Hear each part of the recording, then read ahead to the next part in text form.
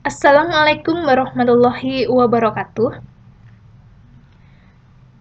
Video kali ini merupakan lanjutan dari video sebelumnya terkait dengan uji beda rerata multivariat.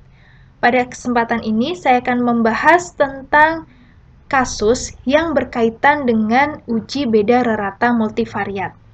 Nah, di sini ada seorang peneliti ingin melihat apakah metode A mempunyai efek yang berbeda dengan metode B pada kemampuan matematika siswa. Variabel kemampuan matematika siswa di sini ada dua, yaitu, jadi ada dua aspek ya. Setiap metode, ini metode A, ada metode B, artinya berarti ini untuk kelompok pertama dan ini untuk kelompok kedua. Kelompok pertama dikenai metode A, kelompok kedua dikenai metode B. Nah, di metode A dan metode B ada dua aspek yang dinilai, yaitu terkait pemahaman konsep dan keterampilan komputasi. Metode A dikenakan pada 5 siswa, sedangkan metode B dikenakan pada 3 siswa, sehingga banyaknya responden pada kelompok pertama adalah 5, dan banyaknya responden pada kelompok kedua adalah 3. Kemudian di sini jika diambil alfanya 5%, bagaimanakah kesimpulan penelitian tersebut? Oke, saya masuk ke langkah-langkah uji hipotesis. Kita masih mengingat ya, ada 7 langkah uji hipotesis. Yang pertama yaitu hipotesisnya apa dulu? Kita definisikan hipotesisnya apa dulu. H0-nya adalah karena di sini ada dua yang dibandingkan, artinya ada dua kelompok yang kita bandingkan, berarti di sini hanya mu11 sama dengan mu12, mu21 sama dengan mu22. Atau bisa saja kita tulis mu untuk konsep A sama dengan mu untuk konsep B. Mu komputasi A sama dengan mu untuk komputasi B. Kemudian, langkah selanjutnya yang kita cari yaitu tingkat signifikansinya. Tingkat signifikansinya adalah 5%. Kemudian, setelah kita menentukan tingkat signifikansi, kita tentukan dulu rumusnya atau statistik ujinya. Statistik uji yang kita pakai yaitu uji F, ya, di mana nanti akan kita bandingkan dengan F tabel dengan derajat kebebasannya adalah P dan N dikurangi P min 1. P-nya ada 2 ya. P itu banyaknya variabel terikat. Jadi setiap metode ada 2 variabel terikat. Ini konsep dan komputasi. Kemudian N itu adalah N1 ditambah N2, kemudian dikurangi P dikurangi 1. Jadi ini nanti kita akan membandingkan dengan F tabelnya. Langkah selanjutnya kita tentukan komputasinya. Jadi komputasinya adalah, ya, karena kita mau mencari F observasi ada T kuadrat, kita cari T kuadratnya.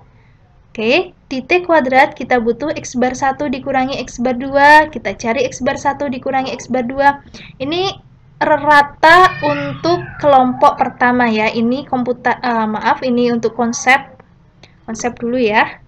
Kemudian yang ini untuk yang bawah untuk komputasi. Sehingga rata konsep untuk di A sama dengan rata konsep di B. Kemudian komputasi di A sama dengan komputasi di B. Kita juga mencari S-nya dulu. S-nya adalah W dibagi N1 min N2 dikurangi 2. Sehingga kita nanti memperoleh S inverse. Nah, karena kita mencari S, berarti kita harus menentukan W1 dan W2. W1 itu merupakan kelompok pertama, jadi ini merupakan kelompok pertama, W2 SSCP untuk kelompok kedua. Dengan rumus yang sama ya, SS1 berarti X1 kuadrat sigma ya, dikurangi sigma X1 dikuadratkan dibagi dengan N1. Oke, saya yakin Anda bisa mencari W1 dan W2. Saya masuk ke daerah kritik. Tadi F observasinya diperoleh 12,6. Yang paling penting adalah ketika kita menentukan keputusan uji dan kesimpulannya. Oke, di sini ini adalah hal yang penting. Kalau untuk perhitungan saya yakin Anda bisa. Kita masuk ke daerah kritik ya. Daerah kritiknya kan lebih besar dari 5,79, di mana ini dicari dari tabel dengan alfanya 0,05, derajat kebebasannya 2 dan 5. Oke, Nah, padahal yang kita temukan tadi hasilnya adalah 12,6. Berarti anggota daerah kritik sehingga H0-nya ditolak. Oke, kita sudah punya H0 ditolak. H0 ditolak berarti kemampuan matematika yang dihasilkan oleh metode A tidak sama dengan kemampuan matematika yang dihasilkan oleh metode B. Nah, dalam hal ini karena tidak sama, berarti kita akan bertanya, apakah perbedaan efek antara metode A dan metode B tersebut terletak pada kemampuan pemahaman konsep atau keterampilan komputasi. Jadi yang nggak sama itu yang mana? Atau dua-duanya nggak sama nih? Karena itu, kita perlu adanya uji lanjut. Uji lanjutnya itu adalah uji univariat untuk masing-masing. Sehingga nanti kita akan melakukan univariat masing-masing variabel terikat. Nah, kita melakukan uji secara univariat pada masing-masing variabel terikat. Oke, saya masuk ke uji lanjutnya. Jadi nanti kita ada dua ya, karena variabel terikatnya ada dua. Uji variabel terikat untuk pemahaman konsep. Oke, seperti halnya kita mencari, ini ada W1 dan W2, karena pemahaman konsepnya juga ada kelompok pertama dan kelompok kedua ya, karena kita membandingkan pemahaman konsep yang dihasilkan metode A, apakah sama dengan pemahaman konsep yang dihasilkan metode B. Kita sudah mencari W1 dan W2 tadi. Kemudian dari W1 dan W2 kita bisa menentukan S1 kuadrat dan S12 kuadrat. S11 kuadrat dan S12 kuadrat. Oke, ini 9,2 itu dari mana? Dari SS11 dibagi dengan N1-1. Ini dari SS12 dibagi dengan N2-1. Kemudian SP kuadratnya ini N1 dikurangi 1 dikalikan dengan S11 kuadrat ditambah N2 dikurangi 1 dikalikan dengan S12 kuadrat, kemudian dibagi dengan N1 ditambah N2 dikurangi 2, jadi 6 ya. Sehingga diperoleh SP kuadratnya adalah 1,8. Kemudian SP-nya berarti akar dari 1,867 diperoleh 1,366. Selanjutnya kita masuk ke T observasi. Nah, ini X bar 1 dan ini X bar 2. X bar 1 dikurangi X bar 2. Rata untuk kelompok 1 dikurangi rata untuk kelompok kedua dibagi dengan SP akar 1/5 ditambah 1/3. Hasilnya min 2,4. Daerah kritiknya yaitu yang lebih besar dari 2,447 kurang dari min 2,447. Nah, T observasinya min 2,4, bukan anggota daerah kritik. Kenapa? Karena yang ini berada di sebelah kanannya ini ya, sehingga bukan anggota daerah kritik. Nah, karena bukan anggota daerah kritik, maka H0-nya diterima, sehingga μ11 sama dengan μ12. Pemahaman konsep yang dihasilkan metode A sama dengan pemahaman konsep yang dihasilkan metode B.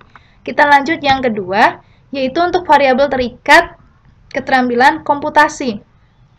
Berarti H0-nya adalah μ21 sama dengan μ22. Keterampilan komputasi untuk metode A sama dengan yang metode B. Kita cari untuk sama.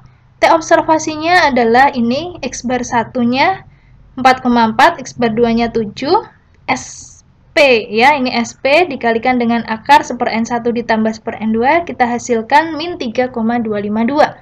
Nah, daerah kritiknya sama dengan yang di pemahaman konsep. Kenapa pakai T? Ya, karena di sini untuk univariat kita gunakan T ya.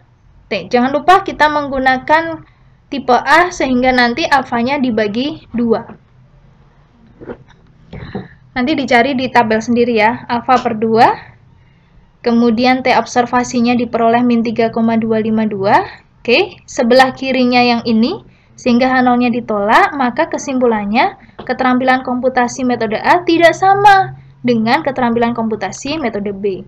Sehingga kita punya kesimpulan secara global, yaitu secara multivariat, kemampuan matematika siswa yang dihasilkan oleh metode A berbeda dengan kemampuan matematika yang dihasilkan oleh metode B.